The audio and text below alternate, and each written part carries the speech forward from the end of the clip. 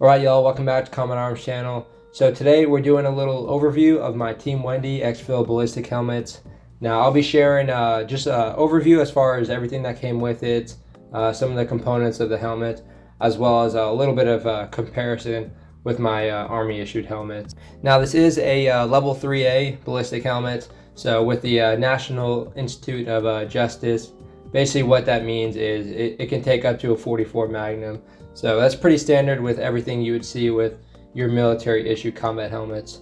Now as far as first impressions, this is a very light helmet compared to everything I've used in the Marine Corps and Army. So I've used the old PAS GT helmets. I've used a lightweight helmet in the Marine Corps, the ECH and the ACH. So I've got a little bit of experience with a lot of different helmets, and yeah, this is by far the lightest. Now it's lighter for a few reasons. The first being it's got a boltless retention system, so you don't have to worry about any external bolts on the helmet itself. Now the 3-hole Wilcox mount, you can see it's sort of skeletonized, and this outside is also made out of a polymer, while this inside is made of aluminum. So keeping it nice and light, however, very well made, very good quality material, so you don't have to worry about it breaking on you during mission.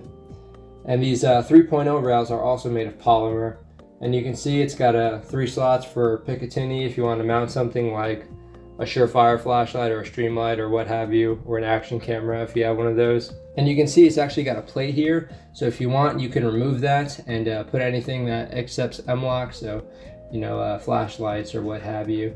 We have the slot here for the shock cord or the bungee cord for securing your night vision. And these clips as well, they're also made of a polymer, which yeah, I wouldn't worry about these breaking too much. They seem like a pretty solid polymer. But yeah, do a little 360. It's got a lot of nice Velcro, and it's got a very distinct shape with the Team Wendy. You can see it's got these edges here that come around. You have more edges on the front. So it's a very distinct helmet. You really can't mistake it for anything else, which I think is pretty nice. But yeah, as far as everything that it came with, I'll show you that real quick. So it came with some extra padding. So we have some of the larger pads, and I'll show you everything inside the helmet here in a bit. But it came with some larger pads, and then it came with some extra smaller pads, which is nice. Normally they don't really consider that or consider replacing those. But yeah, those can get gross pretty quick if you haven't used combat helmets. Now you will see it's listed separately on their website, the shock cord. However, it does come included with it. So yeah, you got your bungees. It came with 2 more extra clips in case they break or what have you. And then it also has some zip ties. So pretty nice little shock cord kit right there. And then you also have some 5 slots Magpul MOE rails. So if you want to take this plate off, you can also add some more Picatinny rail space. And these bolts have Loctite on them, came with an Allen wrench, so pretty much everything you'd need for actually mounting those. So that's also really nice. Normally you'd have to spend like another $20–30 to get those. Now, of course, it comes with your little Exfil Ballistic user guide. Pretty nice. Pretty much gives you everything you need to know about the helmet, so you can start rocking and rolling and everything. Yeah, so pretty nice user guide. And then it came with this sort of protective carrying bag. You have a little cinch cord as well. So, and then this was just contained inside the shipping box. So yeah, as long as the shipping box holds, you should be fine whenever you're getting your helmet delivered to you. But yeah, very nice helmets. Pretty much everything that you see on the helmet has very high level of quality and craftsmanship. So you don't have any sharp edges.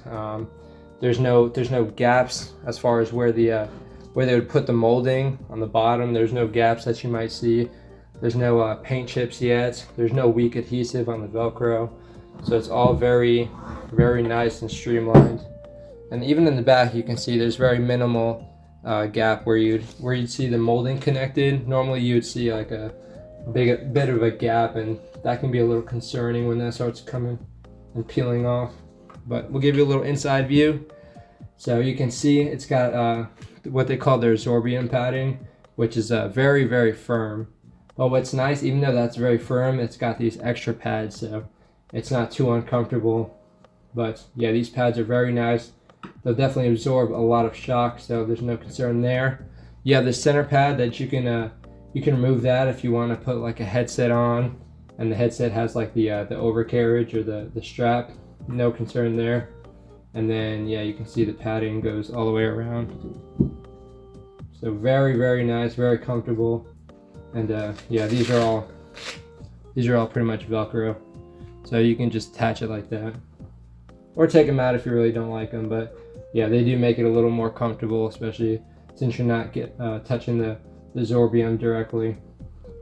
But with this retention system, Team Wendy is sort of famous for their retention systems. I mean, just having a boltless retention system already is a little bit of a game changer. But you also have this, I forgot what they call it. I think it's like their BOA dial. So basically, whenever you actually put the helmet on, if you want to make it a little more snug, you can just rotate it. So you just pull it out to loosen it up and everything, and then click it back in. And when it's actually on your head, you just got to rotate it. And you can see these little these cords here will start tightening it up. And that is a very, very nice system, very comfortable, and it works very well. These I don't know what you would call them. They're probably like cables or wires. They seem like they're very strong, so I wouldn't worry about, you know, those getting snagged on anything and breaking. And then you also have these little pads over that, so you don't have to worry about that, you know, snagging or pulling anything or just being uncomfortable. Now these clips themselves are very nice, so you can see you can just swing this down and then pull the actual nylon cord or the nylon strap to adjust the length there. So very, very easy. I'll show you with my old ACH how much of a pain in the butt it can be to have a chin strap that isn't, you know, user friendly. It really isn't good. It looks like crap, it feels like crap, and it doesn't operate very well. And then you can see on the chin strap portion itself, it's got a nice leather, so whenever you're all sweaty or you've been wearing this for a long time, it's not going to be too abrasive as far as the nylon actually rubbing against your chin. And that's pretty standard with most chin straps, but yeah, it's very streamlined. There's no sharp edges, so you don't have to worry about that getting uncomfortable. Because not all of us can rock operator beards, so that is a struggle for sure. But yeah, the Velcro does work very nice. You can see I have my, this is just a uniform flag, but it fits on there well. It's not sticking too high or anything. This is actually a cell tag that I got from First Beer, so it doesn't really match the color exactly, but yeah, it's still not sticking up too high. You could probably I could probably put that a little bit lower, but yeah, just note with the 3.0 rail system, it will be a little bit high with some of these larger cell tags if you're really worried about the appearance portion of that. But yeah, you can see the 3.0 rails also jut out a little bit. Obviously, you can't have it curved if you have this Picatinny rail, and if you want your flashlight or whatever to be pointing straight. So just something to consider. It's not a huge snag warning, but yeah, some people might not appreciate the look of that or what have you. Now I'll bring in my my ACH here. So this is my Army issued helmet, and yeah, you wouldn't expect it to be so heavy, especially because it's a little bit thinner, and yeah, it just looks crappier. So you'd expect it to sort of be almost like an airsoft helmet, or just feel like a little bit more childish. But yeah, it's heavier. It doesn't fit as nice. It's not as snug, and with this this padding system is just atrocious. If you have anything that needs to go under here, health doors are going to be a pain in the butt. It's going to end up squeezing your head a lot. These pads, you can just, if you have a padding system where you can just move all these around, it's not really going to be very comfortable. You can see with the Team Wendy, you have pads that are meant to be in certain locations, and that's for a reason, because the human head is shaped a certain way, and even if you have an oddly shaped head, having these sort of pads isn't going to help you at all. And yeah, you can see this is all just crappy nylon. This ends up just flipping to the outside half the time, so it just looks super gross. And then you end up having to sort of pull these like it's a pack or a rucksack. You have to pull down. You have these little elastic fasteners, but they don't work very well, so you end up just taping it. And yeah, this doesn't even have that piece of leather, so it gets very abrasive. It gets very disgusting when it's sweaty.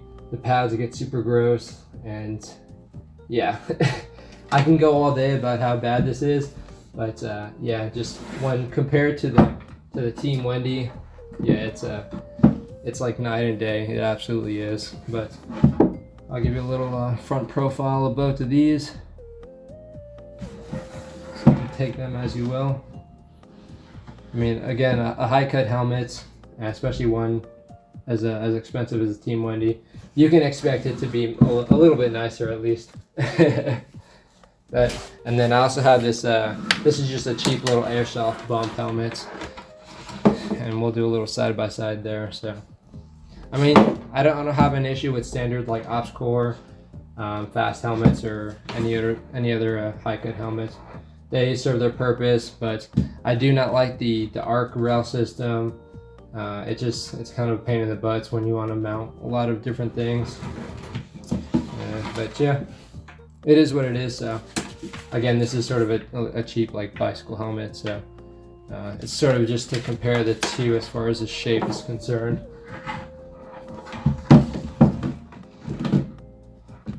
So Team Wendy is a little bit sort of what is it? It's kind of like a horseshoe crab shape, I would almost say. But it looks a little bit more intimidating, so you have the coolness factor there at least. But yeah, that is pretty much my overview. I'm not a professional when it comes to helmets. I don't have a whole lot of other helmets. I can pretty much only just compare it to, you know, the issued helmets that I've used in the military. So yeah, that's about it. If you guys would like to see anything else about the helmet, or if you have any other questions, feel free to send them my way. I'll be doing a follow-up review because I'm getting the helmet cover and the quick detach Peltor mount here in a little bit, so I'll do a little follow-on review with those. But yeah, I hope you guys enjoyed the video, and I will see y'all later.